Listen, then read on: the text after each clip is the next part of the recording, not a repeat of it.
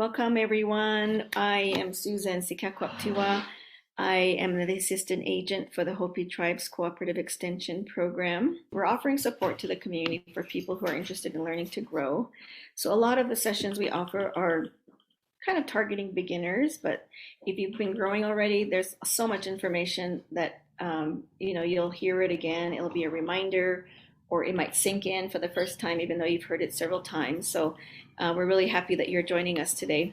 Today is April 11th, 2021, and we are here to support the community in their efforts to grow more of their own food. So this is Seed Starting Part 2. When we talk about transplanting, I'm just going to do a quick review of some of the things we talked about last time, 2 weeks ago. Remember, we're always going to start with good seed. So what does good seed mean? Good seed can mean a lot of different things depending on your perspective. So young seeds, I had 1 to 3 years old here last 2 weeks ago, and I just increased it to 1 to 6. I know we hang on to our seeds, all the time, and before we know it, we have seeds that are old, but we want to try and look at growing out younger seeds. And when we say younger seeds, meaning seeds that were collected within the last year or from last year going backwards. So 6 years old, they were harvested in probably 16 or something like that. Young seeds to us would be something that was grown out in 2020, so last year. So the younger the seed, the more vibrant, the more alive it still is. So just think about that when you're looking at seeds. You can still grow older ones, or try to grow them out, but our younger seeds are actually the best seeds. We're going to select seeds if you can. This is not always possible, but select seeds from plants or growers that grew those plants in your region.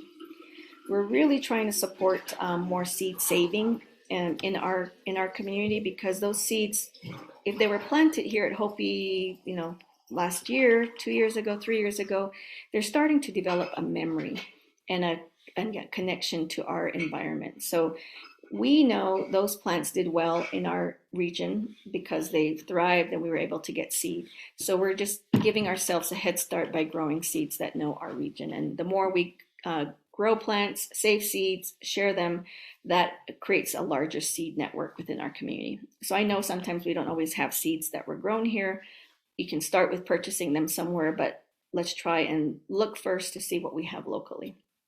Ensure your seeds are stored well.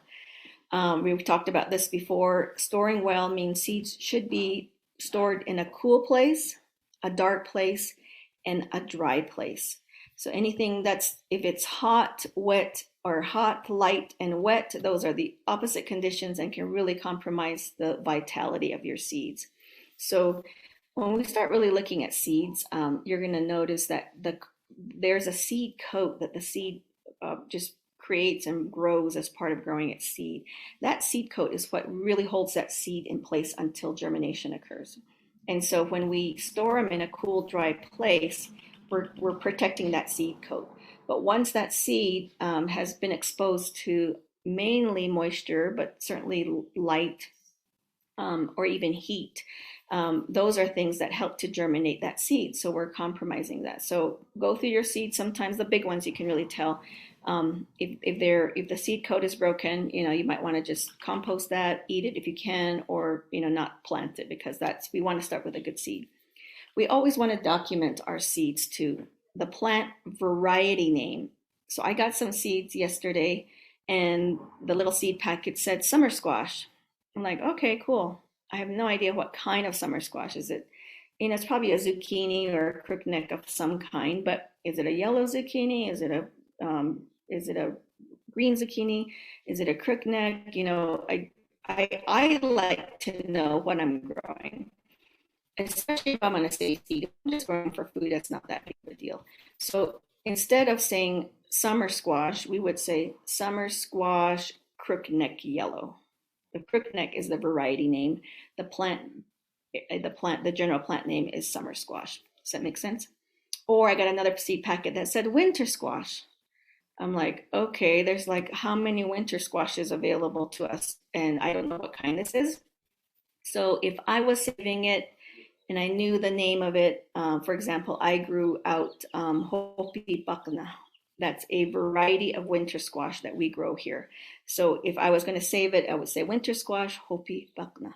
I would put that on the, so I know what kind of winter squash. So if we can be as specific as possible, my son's in sixth grade and they keep talking about being very specific and not general. This is a great place to do that.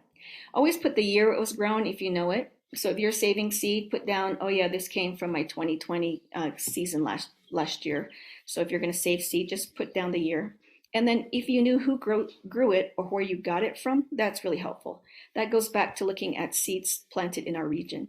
So if you grew it, then put down your name or your garden or your family name. But if somebody else grew it and you know where they're from, put that down. So that's just helpful in trying to help us build a regional seed kind of sharing and stock that's happening. Big lesson here. One seed equals one plant. So when we're going to grow transplants, here's a little tomato seed. Look how tiny that little thing is. That seed, if germinated and grown well and correctly and successfully, will grow into this transplant. This little tiny seed will become this plant.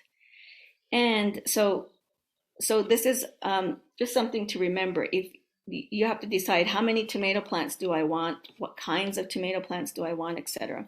We can't always count on 100% germination. I mean, if you have 100% germination every time, you're a pretty good seed saver and a grower. But for the most part, if I just said I just want one tomato plant, so I'm just going to plant this one seed, you may get lucky and have 100% germination. But let's say I just want one tomato plant and I plant this one seed and that doesn't germinate or it dies at some point, and then I'm left starting over again. So knowing how many plants you want and then at least starting one or two times more than that, not doubling it, but like if I want one tomato, I might start two or three. And if I'm successful with all three, I can offer those other two extras away, or maybe I plant them. But the point, so one point is, remember, one seed usually equals one plant, and that helps you in determining how many you're going to start based on the success of that transplant. Here is a picture of a local gardener who, I love this picture because it really it says so much about where we start as Hopi growers particularly. These are tomatoes. I can just tell by looking at them that they are tomatoes. And there's probably 1, 2, 3, 4, 5, 6, maybe 7, 6 or 7 plants right here. So when we start growing as Hopi people, I mean, when we dry farm, we bunch and we cluster our seeds and we put them in a hole. That's just how we plant squash. That's how we plant melons. That's how we plant corn. And so when you first start to grow, of course, I'm going to do that with every seed that I have. And so this is a good example. There's somebody who made a little hole and put some tomato seeds right in the ground. These were outside in the ground in their garden. And when I saw them, I'm like, oh, this is great. She germinated seeds right outside. This is a wonderful thing. But tomatoes get really, really big. So we wouldn't want to put all our one tomato seeds into one little hole, because at some point a tomato plant becomes this big. You see how big these are? These are like maybe 3-foot squares. Each tomato plant needs 3 or 4-foot squares to grow. So if you go back to this picture and say, oh my gosh, that's like a jungle, there's not going to be enough room in the ground for the roots and everything. So just remembering, and this is where we learn how to grow different kinds of plants and how we learn about plants so that we can treat them a little bit different than what we know. So there was nothing wrong with her germinating the seeds in the ground. What I wish she would have done is like spread them around so that each one of these plants were kind of separate. And then she could dig those up and then move them. With tomatoes, you can do that. They're so easy to move and don't mind being messed with. But what she might have to do, she could dig all those up and then separate them out and retransplant them, or just thin them. So that's something they could do. But I just wanted to show you this picture because this is a great example of where I started with, where a lot of us start with our knowledge of growing. But these plants are a lot different. So one seed equals one plant. You don't have to plant the whole package. We see a package and we're like, oh, I got to plant all these seeds. I only need like two tomatoes, but we're not quite thinking about what we need because we get all excited, right? So just think that through. Remember, these tiny little seeds start here, become here, and eventually become this, or or bigger. So it's hard to imagine that when we're starting these young seeds when they're very young, the beginning. So we didn't talk about this on our first seed saving workshop, but today I really wanted to make sure we talked about this idea. Planting depth. Planting depth is related to seed size. So how deep or how shallow you plant when you're transplanting, particularly, really depends on the size of your seed. So seeds are all different sizes. As you begin to plant different vegetables or different flowers, you're going to see all different shapes and sizes of seeds.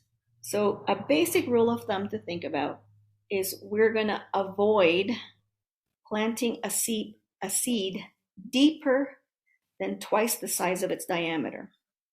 Wait, what does that mean? So you're going to look at the seed, and a lot of these are really, really tiny.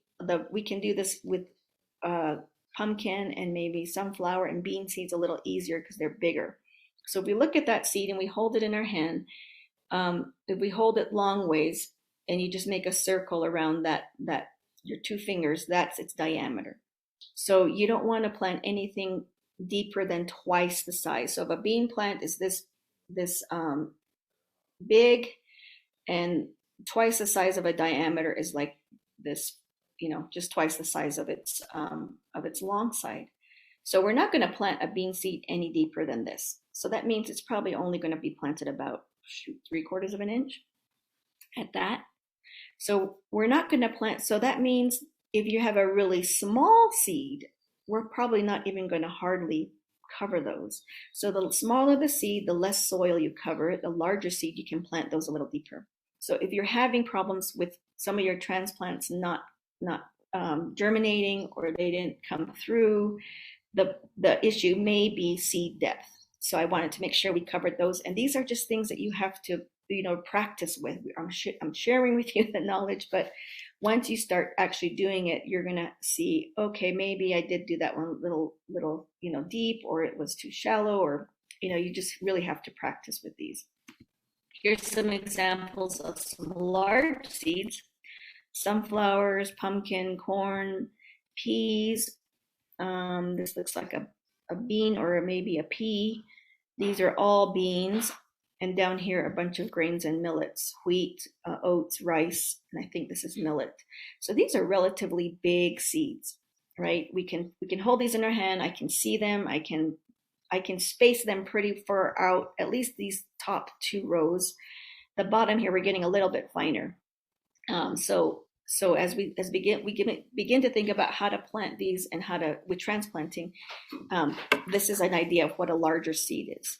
Here's some pictures of some smaller seeds. The radish seed is probably quite close to the size of this millet, or this could be actually radish, but I think it's millet. So radish is still a pretty big seed. You can feel it. You can get one out and place it where you want to. But as you start looking at other seeds, there's cabbage. Anything in the Brassica family is very small. This is a cabbage. You can barely take one out. It starts to get harder to take one out. So by this time, we're starting to grab a few and kind of sprinkle them. Thyme is even smaller. Look how small that is. And look at lobelia. We can barely even see this ourselves. And this is just a picture, but lobelia is a flower. So seeds come in all shapes and sizes. So if we're gonna plant some of these transplants and start these as transplants, some of these larger ones, we can plant those a little deeper. And then the ones that get smaller and smaller, we're going to barely, sometimes not even cover. We're just going to sprinkle on top of the soil. So here's an idea of a great graph of, if you want to get real technical, lettuce seed. You were given some lettuce transplants a few weeks ago. They were barely planted under the ground. I mean, look at 1/2 centimeter, if you really want to measure that. Broccoli's about the same amount. We barely made a little groove. We put it in and we just barely covered them with soil. Peas, I'm going to go a little further. You see, this is the size of a pea seed, and we're just taking it down double its size. corn is about a centimeter and a half. We're going to take that down, although transplanting corn it's done now, but I don't see us doing it too much. Beans, we're also going to, bean is a lot bigger seed, so we're going to plant it a little deeper. And a broad bean like a fava or a um, I can't remember the other, soybean, those are a lot bigger. We're going to plant those even deeper. So this is very, very different than growing how we grow our Hopi crops. They're so we're planting them pretty shallow. So planting depth is a big part of learning how to grow your transplants. So basically, the smaller the seed, the less soil that covers them, and then the deeper you go, the bigger the seed. So here's a picture of how you might plant lettuce. This looks like lettuce, or maybe I can't really tell exactly what it is, but you would just layer out some soil, sprinkle it, maybe drizzle a little bit of soil on top, not completely covering them, but just laying them right really on top with, sometimes you don't even cover any soil, like basil, you could just throw it right out and it'll just sprout on top. Others might need a little bit of covering. So you're really not going to dig a hole. You're not going to pack it in. You're just going to sprinkle right on top once you've made your potting soil. Remember, make sure your potting soil is moist. We want to start with moist soil, and then we're going to water from underneath. So some of the supplies I wanted to mention again, we're going to review a little bit of last workshop, and then we're going to talk a little bit about some newer ones. So we need potting soil, we need a soil of some kind, and we need containers, right, when we're transplanting. So we always use new potting soil. I'm going to say this again and again and again when you're starting seeds. Do not use old potting soil. Do not reuse potting soil that you've used before. Remember, we want to give our seeds the best possible chance to germinate and grow. And when we use old potting soil or use potting soil, that's already been contaminated. There's bacteria, fungus that was growing because it was watered, it was hot. So we never want to use those. Just don't even go there. Dump it out, throw it out into your garden bed. The sun and the heat will kill it all out, and it's fine. Or you can throw it in your compost bin. Any container, you can use any container for growing out plants. We just need holes at the bottom of the container. Remember, any plants do not like to sit in standing water. That's the best way to kill our plant, is once they have roots and they're sitting in standing water for over 5-6 hours, we're just setting up our plants to fail. So when we water with transplants, when we water, we want excess water to drain out of the soil. But also when we water transplants, we water from the bottom. We put them in the container, we water the container, and then that soil wicks the water up through those holes. So those holes are really important. And we don't have to use transplanting containers. Those are great because they're designed just for transplanting. But we could use things like a milk carton. We have a whole bunch of milk cartons coming in, right, from our food lunch programs. I opened it up, cleaned it out, cut the top off. I made some bleach spray to make sure it was kind of cleaned out. And then I just punctured holes with a knife and then a screwdriver, I think. And so you can kind of see there's some holes. We could use something like this. This actually would work great because it's got some kind of waxy filling, so it doesn't decompose very much. So, recycle. You can use these. You can use yogurt containers. Just make holes. All of those will work just fine. So whatever we do, we're going to make a hole at the bottom. You can reuse old containers. I actually advocate a lot for you to use containers when you buy transplants. They come in a 6-pack or a plastic bin.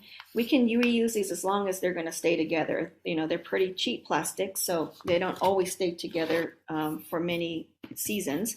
But if you use them again, make sure you clean them. We're going to clean them out with soap and water first, get all the debris and dirt out. And then you're going to rinse them in a water bleach solution. All we did was clean the grime off when we watered them. Now we need to kill any bacteria or fungi that's still clinging to the edges. So, just a gallon of water with a tablespoon of bleach. You rinse with that, let them air dry, and then they're good to go. So don't use used containers that are not clean. Just like the new potting soil, we're just setting our plants up to fail if we do that. But it's fine using those old containers if they're still good. So last time we talked about a way to germinate seeds using something called, we kind of lovingly call a muffin tin.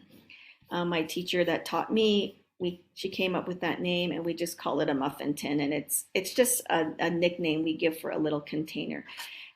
We, for those of you who attended the workshop 2 weeks ago, I had promised you some muffin tins, and they are in back order. The company that we ordered from were out of stock, so they're not going to come for a couple more weeks. But they look like this. They're about 2 inches deep. They got holes at the bottom. And all we're using these for is to germinate seeds. So here's a picture of some brassicas. I can just tell by their cotyledons that they're brassicas. This is a whole, I don't know, 40, 50 brassicas. I don't know what kind. I can't see the label. And then once they start to germinate, right, and they get their first set of true leaves, we're going to start moving them into a 6-pack. This is a kale. I can tell by the curly leaf kale or red leaf kale that's starting to come up. There's just beautiful true leaves coming up here. So we germinate from here and we move them to a 6-pack. This is what we shared with you 2 weeks ago. So there's a lot of things, plants that you can start in this way. The little tiny seeds, this is what we'll do.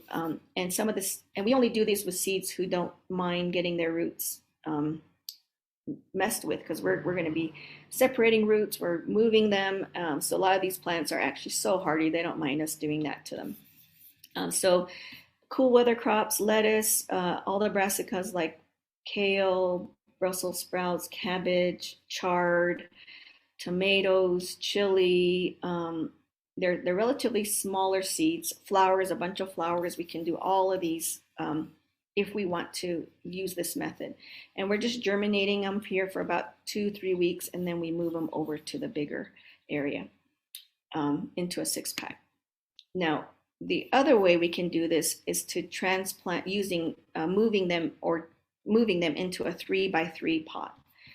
A 3x3 pot is a little bit bigger.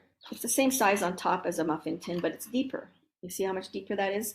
So the deeper 3x3, meaning it's 3 inches this way, 3 inches this way, and 3 inches this way, roughly.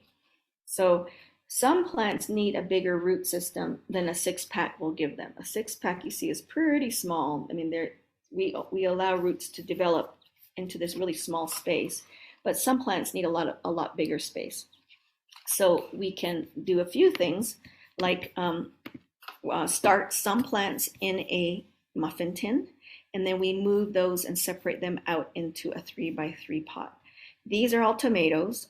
I know a lot of you might want to start tomatoes, so I would recommend you could start them, germinate them in a muffin tin, and then move them to a 3x3 pot. Tomatoes do have a bigger root system and would like more room for them to grow, so we move them into a bigger space and not into a 6-pack. If you ever purchase transplants with tomatoes, you'll see them usually in bigger spaces like this.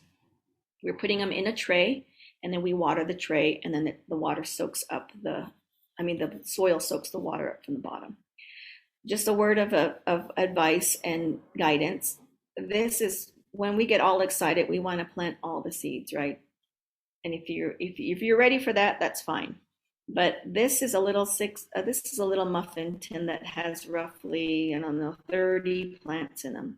This muffin tin is fine because it's just a 3x3 space. But once we transplant them out, bam, we got 3, 6, 9, 12, 15, 16, 17, 18, 19, 20, 21, 22, 23 plants can come out of something like this. And then look how much space we have now to figure out where to water, how much sunlight. So just pay attention that when we're starting them small, they do multiply really, really fast. You could also just start them right in these 3x3 muffin tins. Pots, if you didn't want to do this step. Okay, so you could start them here and then let them grow up and they'll be okay. So it's up to you. You don't have to do it this way. This is just the way I've learned. If you YouTube this, you'll probably find like many other ways people do this too. So this is just a way, but tomatoes like the bigger pot, 3x3 pot. The other reason we use larger pots, 3 inch by 3 inch, is because we're going to direct seed into these bigger pots with larger seeded plants. So some of the larger seeded plants we talked about, squash, watermelon, cucumbers, the seeds are so big already that means that plant is actually going to be pretty big too. So we're not going to do this little method with them, with the larger seeds. We're going to start them directly into these three by three pots. Direct seed meaning we're not gonna move them around. We're not gonna transplant. We're gonna just plant them right in the 3 by 3 pot. This is a summer. Look, it says zucchini. There's 3 zucchini seeds in this one little 3 by 3 pot. Here's the hull coming off, and look how big that leaf is already from that first zucchini plant. And I just love this. I just love this picture. This whole big, huge leaf and the root that we can't see underneath was all neatly packed in this little squash hole. That's how much is inside that, and it's all tucked away a little nice and neat. And as soon as we give it some water, some heat, and some soil, that seed coat breaks, and then out pops this beautiful big squash plant. So you see how big that plant already is, and it's just a baby. So some of the things we're going to direct seed into 3 by 3 pots are squash, summer squash, winter squash, pumpkin, which is technically a winter, kind of a winter squash, watermelons, peas, and tomatoes. Even the tomato seeds are pretty small. The root system needs a lot more space.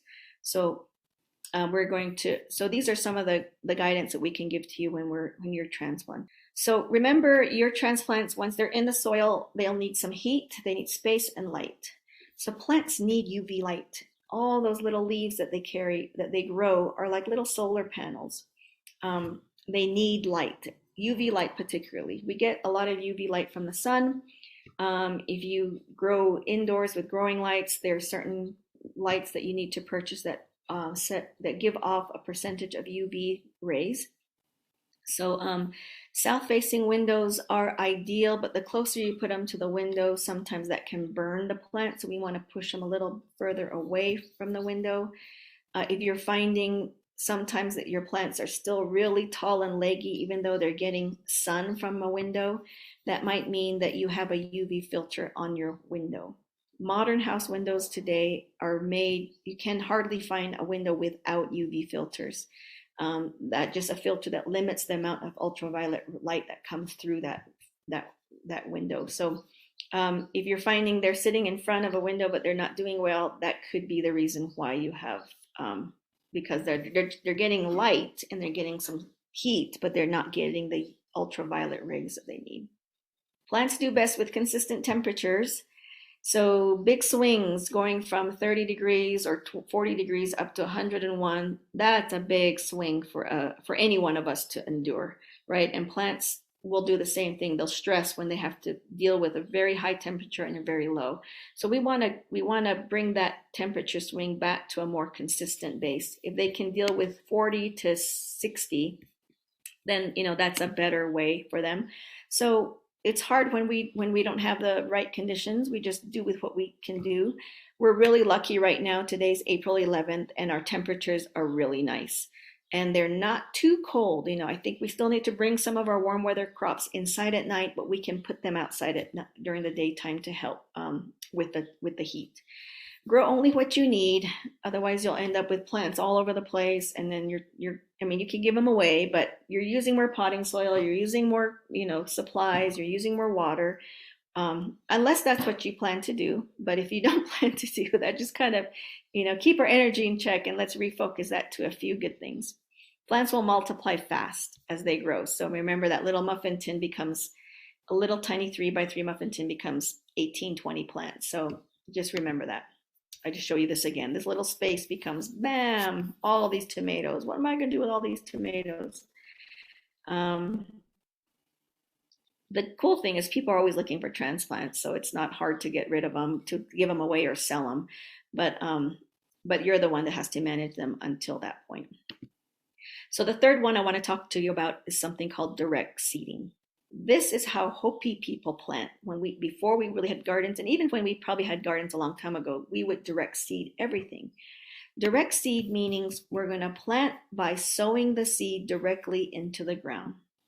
The plant will not be moved once it's planted, and will grow right where it was planted. That's what direct seed means. These are radish seeds. So when we plant a radish or corn or bean, whether we're at the basa or the tsilvasa, we put it right in the ground, and that's where the plant grows. We're not going to be digging it up and moving it around. So transplanting is a newer concept, right? It's just a chance for us to get a head start, because if we waited to put our tomatoes or a chili in the ground and waited for them to seed, we probably wouldn't pick them until September. But if we can start them earlier inside and let them be a lot older and move them out, then we can get chilies maybe by June, July. So we're trying to help the plant get started before the temperature outside is ready for it. So this is what we're used to doing when we plant our Hopi crops.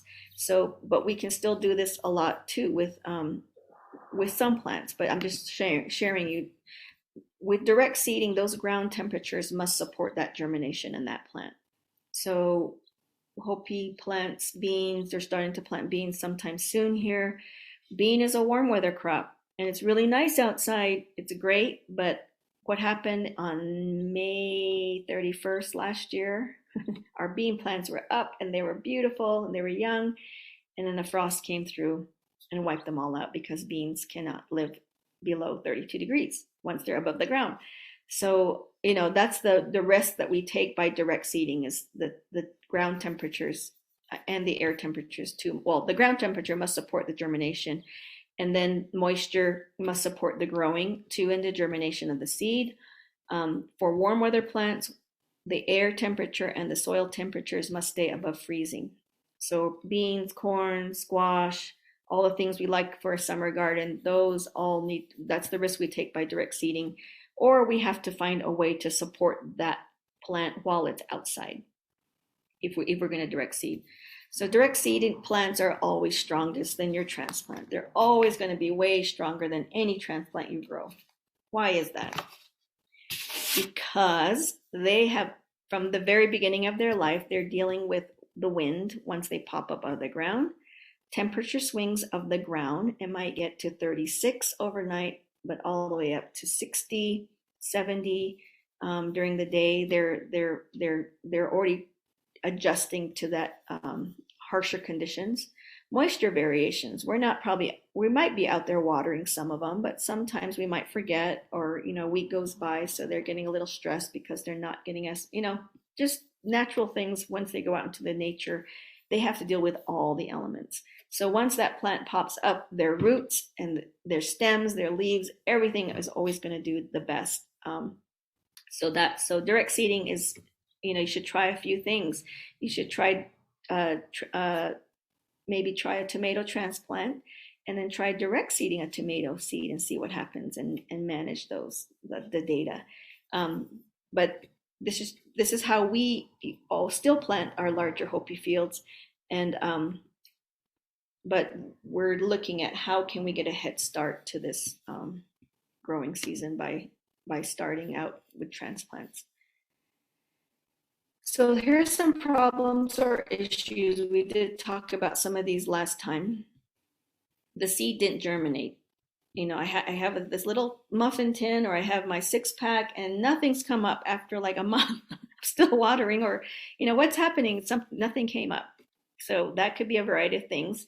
Maybe the seed wasn't good. Maybe it dried out at some point. Maybe got overwatered. I mean, there's a lot of different reasons why things might not germinate. Maybe it wasn't warm enough. Actually, I will show you some jalapenos right here that I started. I started these on March 14th. It should not take, it's almost been a month for these to get to their first leaves. Their first leaves are up now, and they're just about ready to start their first true leaves. It shouldn't really take this long for a jalapeno to get this far, but I just neglected it. It probably didn't get as much water. I'm moving them around with other things. So I can already tell, like, this is, if I get any jalapenos at all from these, I'll be really happy because I started a bunch more and they're only that far. So there's just all these reasons. They take a lot of attention, right? I mean, once you start something, you got to pay attention with the rest of the life you got going on.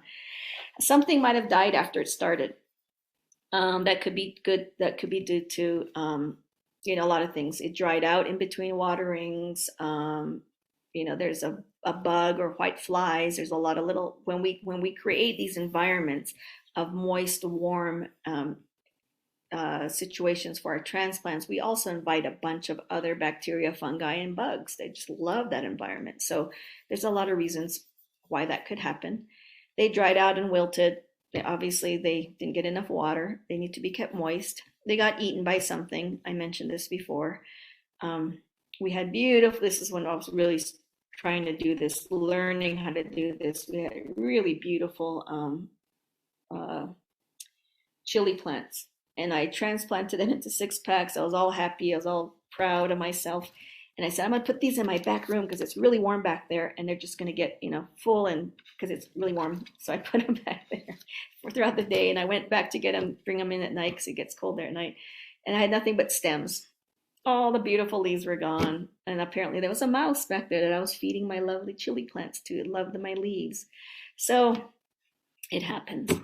They become leggy, right? We talked about this before. The plant is looking for light. It's not getting enough sunlight. So these are really leggy plants right here. They're like, help, I need to find sunlight. They're just reaching up. So if you're using grow lights, bring those grow lights down, or you can put them in a space where they get more light. It's really, I'm really hesitant to just tell you to put them right outside, because these young seedlings, if they were started inside without direct sunlight and you put them right outside in direct sunlight, it's a way to really kill them. Our sun is really, really strong, and you'll learn that when you put a transplant that's been grown inside and put it right outside. So we always put, if you want to use the sunlight, we always use diffuse light. We put them under some kind of shade. If there's a bush, you can kind of stick them under so they get some shade and some sun. That's going to be really helpful here in Arizona, at least. Or they fall over. We talked about this dampening off. If the seeds didn't germinate, the seed is old, maybe. The seed coat was compromised. The plant dried out. It was planted too deep. The plant froze or got too hot. So remember those temperature swings. Last time somebody asked if they could use a heating pad instead of a heating pad, which is meant to heat our bodies, versus a heating pad that's meant for transplants to keep the soil warm. I answered that question last week, and I said, yeah, I think that'll work. But now that I think about it, we also cannot get our soil too hot. And a heating pad, even set on low, I don't know what that temperature is going to be. So you can try it. I wouldn't recommend it. If you're going to use a heating pad, use something that's meant for seeds. That's a better answer I'd like to give. Leggy, not enough sunlight. They need more direct light, or maybe they're not getting enough UV light. Dampening off. I had a lot of this with my chili. I'm losing almost all my chili this year. It's so sad. So what it looks like, somebody came over and just pinched the stem. And then one day they're beautiful, next day they've fallen over. And this is caused by just a fungus. I had the perfect temperature and moisture. They like it a certain coolness, that fungus, and it's very moist. And it's very common with transplants. So I sanitize my containers. I don't think I overwatered, but I could have. For a while, I didn't have good air circulation. I kind of had them in a tent, and that might have been in there too long. They did get a little cool at night. I'm just doing this checklist in my head. And I did thin them, so there wasn't this issue. But these are all the situations that can cause something called dampening off. And when it's gotten to this point, it's just too late. You've lost them. So just cut off the tops and eat them as sprouts if you can. This is a brassica, or just pull them out. And you might want to start transplanting these into a new container fast if you're starting to see this, because that means that fungus can travel and move out. So move them into new soil. I would transplant as much of that stem as I could when I moved them into new soil. So those are just, we all have issues that happen. You can see this is that jalapeno I was telling you about. I just am not good with chili. I will be honest. I can't. I mean, I try, and they just don't do as well as others. But here is two beautiful jalapenos that are coming up. They don't have their true leaves yet. You can see these are the cotyledons. There's one here that's still coming up and is very wilty. There's one that's still trying to come out of its seed. I probably planted like 10 of them in here, and there's only 4, and I'll be lucky if this one survives. So I can tell this is dry. They're really dry, and I was supposed to move these, and I didn't move them, so I didn't water them, and now I need to water them. So this is just another example of I teach the class, but I still have a lot to learn too, and I'm not good at transplants. I'm still trying. Here's a couple more that are coming up, and they just taken a long time, so longer than I think. And so you see the date on there, what they are, so that helps you, hopefully gives you a sense that just because I'm teaching this class doesn't mean that I'm doing a great job. With your camera on, you're on mute. We're cooking. Your brother's going on detail. You see my lettuce? What? Oh, wait. Look at her lettuce. And my chilies. Your chilies are doing well. I have Brussels sprouts and broccoli. I got celery back here, barely coming up. So that's my project. Asquali, that looked nice. So you have grow lights, right? Yes, I do. So she's using some electricity lights, UV lights, specially designed to grow. I started that this year. I started this project. I did that for the first time this year in my house because that was the only thing I could do to get more sunlight. I have a beautiful south-facing wall with 2 little windows, so I have no sunlight coming in, and they really help. I don't find they do well for me on chilies. My chilies are really struggling, but anything else, they're really helpful. Now what I'm doing, because it's so warm, our temperatures are 70 degrees. I'm putting them outside. Once they reach a certain age, I will put them outside to get some, but they're under a shade cloth. I'm not putting them in direct sunlight still because I didn't start them outside. I started them inside with man-made UV lights, and now I'm going to put them in shade outside. And then I bring them back in because we're still getting down to 36 degrees. It's not quite freezing, but remember that temperature swing I talked about? I don't want them to go from 70, 75 down to 36. That's a big swing. So I'm going to help my plants by taking them out for some natural sunlight and under a shaded area. And then about 6 o'clock, I'll bring them in, and then they'll spend the night inside, and I take them back out. It's kind of a pain, but that's just what I have to do. Yeah, Lori, your plants look great. Keep going, keep it up. Kathy, do you want to offer anything? I know you do a lot of transplants. I do a lot of transplants, but it's always kind of hit or miss. One thing I was wondering about though was I use those moisture domes, those humidity domes on my seedlings because that's what I was given when I first started doing this. Mm-hmm. And what happens, I mean, and that's all fine, well and good because it's kind of neat. It keeps them watered for a long time, which I'll probably forget, and they really need it when they're just starting. But I plant a lot of different seeds on one tray, and so some of them come up first, and some of them are still in so I don't really know what to do about that because when they come up, I thought we were supposed to take the dome off so they can have the air circulating. So yeah, that's helpful. Yeah. Very good question. I would, and I promise you, when we get our muffin tins, you guys will all be getting way more. We just gave you one last time because we were scrambling we didn't get our packet in. That's a good thing about starting different plants in a smaller space, like a muffin tin. I have calendula flowers in this one, and these came up in like 3 days, 4 days. The calendula just like popped up. Cosmos flowers came up in 3 days. I planted echinacea and some others, and they're not even up yet.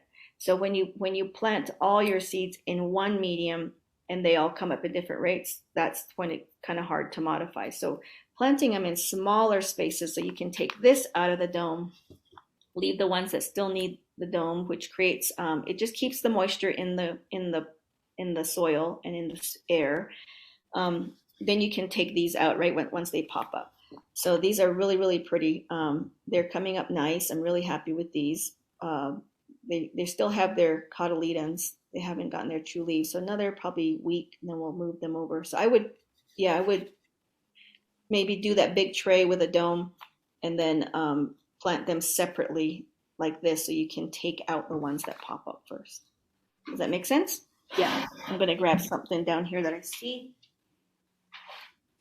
Here is, so I started some watermelon, some buckna, some cucumbers, some zucchini already. This is the 3x3 pot.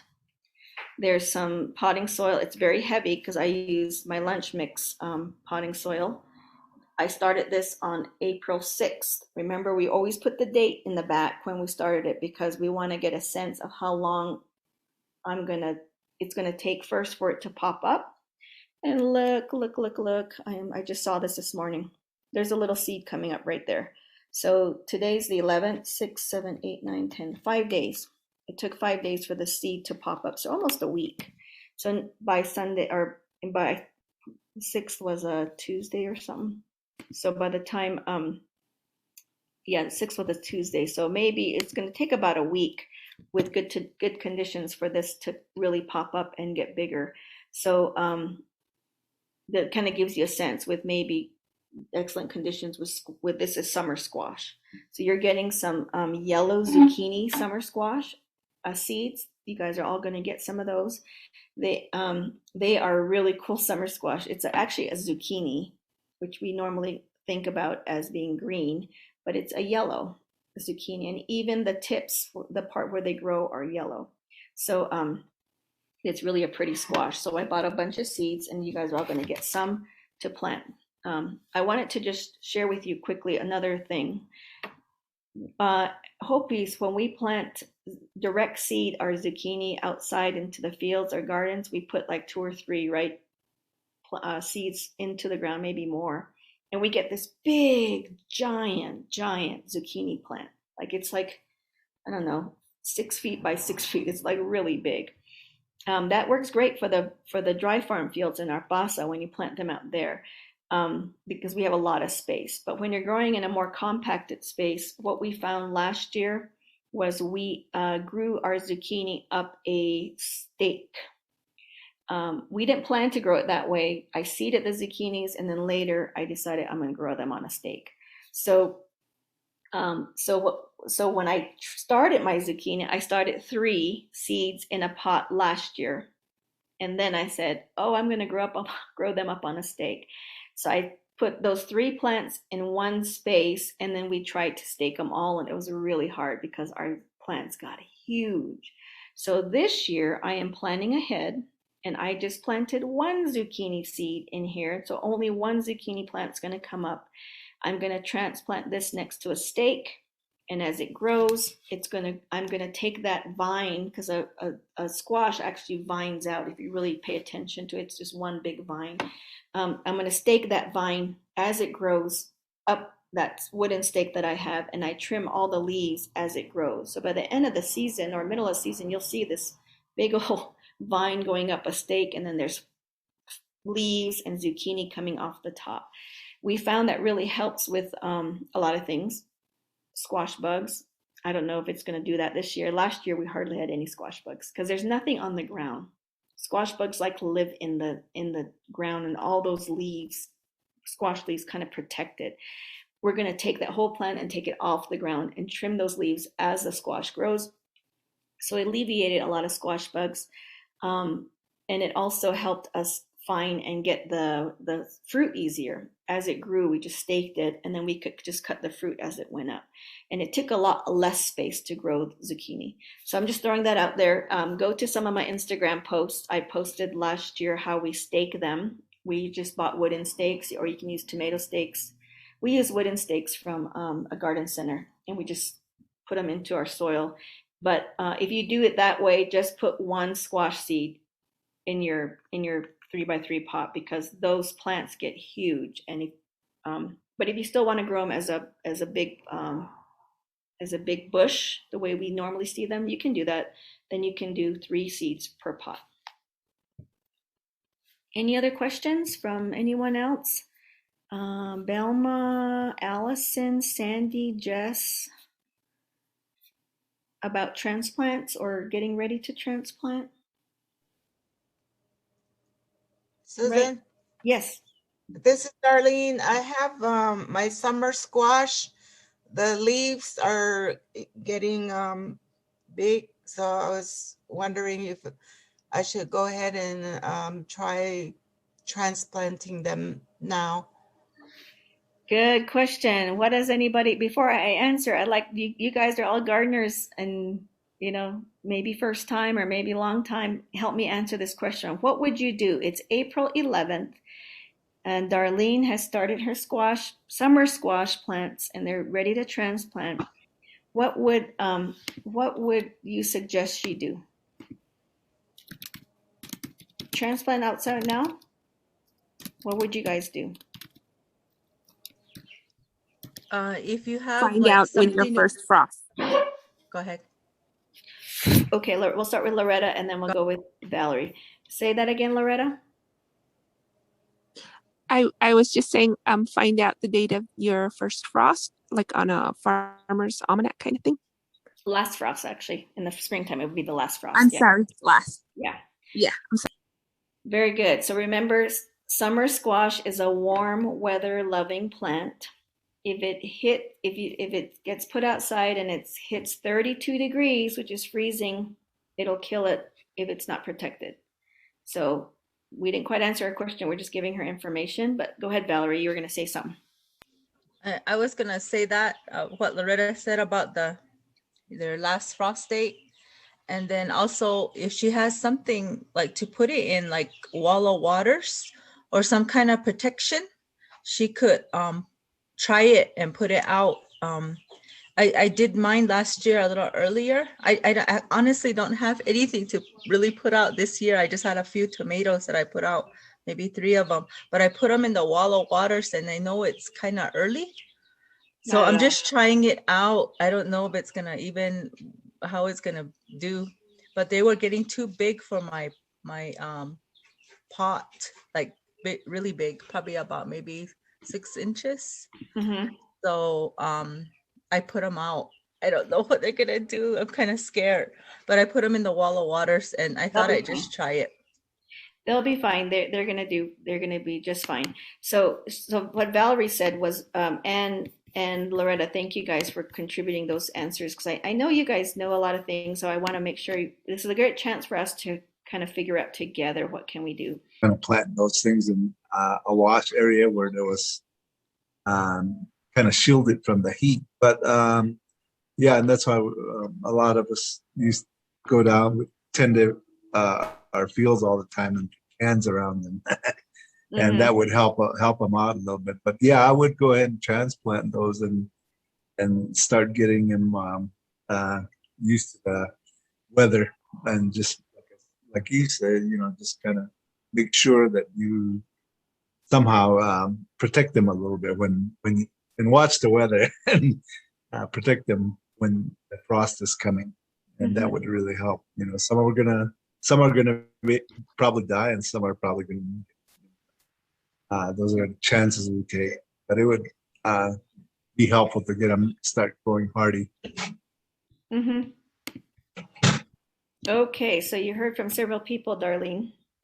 Okay, and then the lettuce you gave me, I put them in a bigger container because they're getting big now. So I didn't want to put them out yet.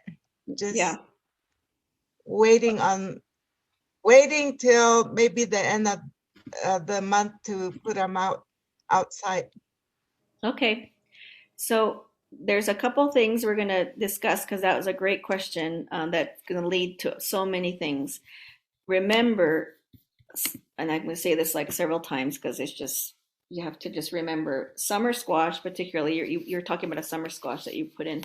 It likes warm weather. It cannot freeze. So if you're going to transplant it outside now, that means you're going to have to watch the evening overnight lows, the temperatures, to make sure it doesn't freeze. Because what happens if you put it out and in 3 days we get down to 32 degrees, that plant is going to die. So if you're ready and willing to manage it while it's outside, because right now it still can get very cold, then go ahead and put it outside or transplant it outside. But before we even do that, if you raised a transplant inside, under, or in a greenhouse, or anywhere outside of putting it in the ground outside, you need to adjust that plant to the outside temperatures before you actually plant it. So and that we haven't gotten to that. We're going to talk about that not after the class, after the greenhouse class. We're going to start talking about something called hardening off. It's another level of transplants that we have to do. So once we raise the plant to a certain point and it's getting pretty close to being put out in the garden outside, we can't just take it from wherever we have it inside and put it outside right that day. If we did that, we would shock that plant into death sometimes, usually, because it's like throwing you out of your warm bed and throwing you into this is really drastic, but taking you out of your warm bed at like 5 a.m. and putting you into a walk-in cooler. It's like, oh gosh, I would get really probably ornery and I wouldn't like it, and I'm not awake yet, and it's a big jarring situation, moving you from a nice, comfortable event to a more harsher condition. So we got to think about our plants. If we're raising them inside, we're watering them, we're giving them fertilizer, they have just enough sunlight. We've been really babying them. Really, is what we've been doing with transplants. We can't expect to take that plant and put it right outside and have it do well. It needs adjustment. So what I would do, Darlene, is take your plant and put it outside in the container the way it is right now. Let's pretend this is a big full squash plant, and put it under an area that has some shade. You might find a tree, you might find a brush. You need some sunlight, but not direct light, just a shady area. Put it underneath there and let it sit out there all day. For this next week, at least this next week, from now till next Sunday. If the temperatures do not go below probably 30, 40 degrees, leave it outside, and just leave it out and let it stay overnight outside. So what's going to happen is that plant's going to not look too great anymore because it's starting to adjust to that outside temperature. And then by next Sunday, Monday, go ahead and plant that take it out of the pot and put it in the ground. By that time, you will have allowed it to adjust to being outside. You're not just putting it directly from inside to outside. We're giving it some adjustment period. You're going to have to watch the temperatures though, because if it gets below definitely 32, but even 35, I might bring it in overnight, or go outside and put some straw around it, or do something to help it a little bit, because it's still a young plant that hasn't been used to the cold temps. Once you plant it outside, both Valerie, I think, and they all mentioned it. You're going to have to remember it's going to freeze if it gets below 30. This plant will freeze if it gets to 32 degrees, unless you put some kind of, unless you help it stay warm overnight. So if you're not going to put anything around it, you're going to have to watch the temperatures, and you're going to have to go outside and cover it at night when it gets pretty cold. I would say at least 35 or lower. Or you can do something like purchase what's called a wall of water. They sell them at Kell Ranch, and it's a way to provide protection to warm weather plants that are outside that you can plant outside now. So you can transplant watermelon, squash, cucumbers, tomatoes, chili. You can put them all outside now in a wall of water, and they'll be fine, because what that water does is heat up during the, it's a little contraption that you fill and it covers the plant, and it's just full of water. It's like popsicle sticks all sewed together. And you fill that thing up with water, and throughout the day the sun heats it, and then as overnight it gets cooler, the sun releases that heat and keeps that plant warm enough to withstand the temperatures. It can only protect it up to so many degrees. If we got to, like, all of a sudden we got to minus or 20 degrees or something, it might not work anymore. But right now our temperatures are pretty good that the wall of water will be fine. So there's different things we have to do. Thank you very much. This is, now we're going into, like, we're going into bigger, extending the season. This is what you learn when you try and push that season out beyond our normal growing season. This is a whole nother level of growing, because you have to be out there to, you have to know when, what's a warm weather plant. You have to know what soil temperature like. Once you put it in the ground, you have to manage the wall of water. There's a lot more work that goes into putting something out this early. You can do it, but you're going to have to do a lot more work. Does that make sense? So those are just things. If you're not ready to do that, that's fine. You don't have to do that, but you just keep your plant inside and maybe take it outside during the day to get some sunlight until you're ready to put it in the ground. So our average last frost here at Hopi is about May 15th. Average. Like, if you went back the whole last 20 years, on average, the last time we got down to 32 degrees was May 15th. We're still at April 11th, so we have another month to even reach that average. Last year, 2020, blew our average out of the water. We had a frost on like May 31st or June 1st, like really late. And so everybody's plants died because the weather got so cold. So those are just, that's just what we have to mess with now. We have climate change and the weather is really changing. Those are some of the risks that we take. So I gave you a way long-winded answer, Darlene, but you need to harden off the transplant. Once it gets to a certain point, we're going to adjust it by taking it outside, bringing it in, putting it under shaded sun, and then we're going to finally put it outside. But you're going to have to watch it. All right, guys, time for me to go make potting soil. Have a great day. Bye.